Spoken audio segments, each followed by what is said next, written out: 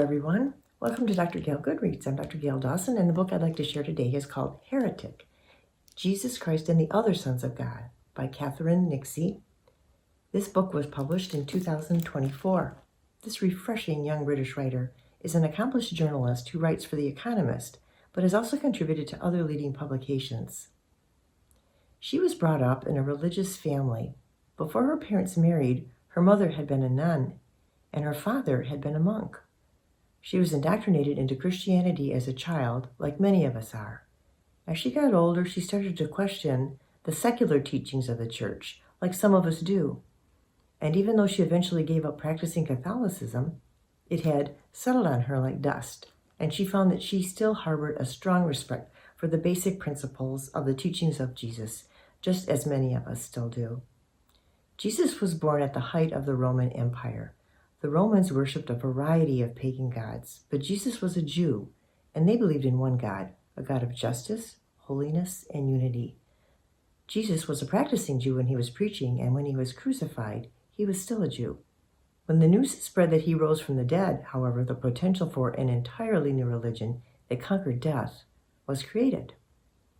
One of the things I wonder about is, how did the message of Jesus gain momentum in the first several hundred years after his existence on earth to eventually become one of the most dominant religions on this planet?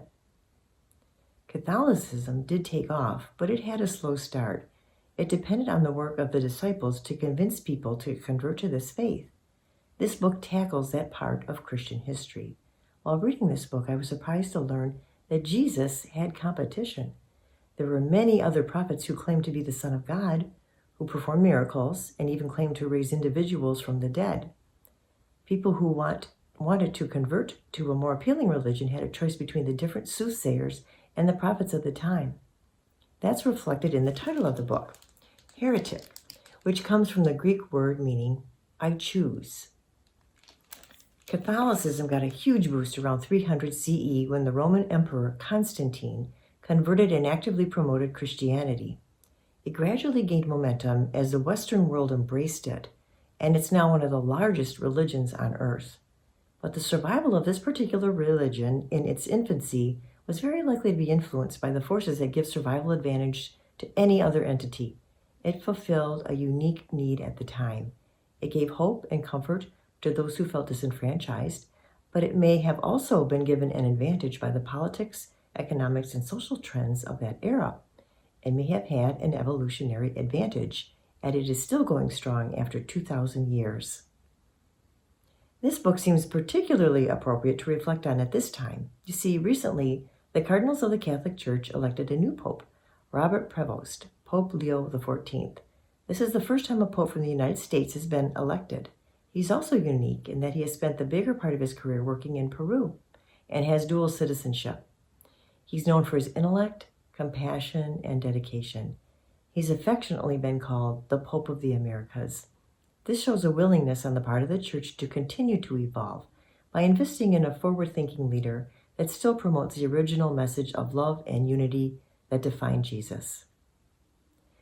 There are many books that I've enjoyed reading that talk about the rise of Christianity. This book gives it a fresh perspective. As the author says, history is written backwards. Things happen, and then people look back at the things that led up to it and record them. And in this process, certain items are selected and promoted, while others are discredited or deleted. This is an amazing effort based on an extensive review of documents to paint an accurate description of the religious environment of the time. I would definitely recommend it. If you like this video, please click on the thumbs up button and subscribe to my YouTube channel, Dr. Gail GoodReads. Please also feel free to visit my website, livelongfeelgood.com. Thank you for watching, and we will see you next time.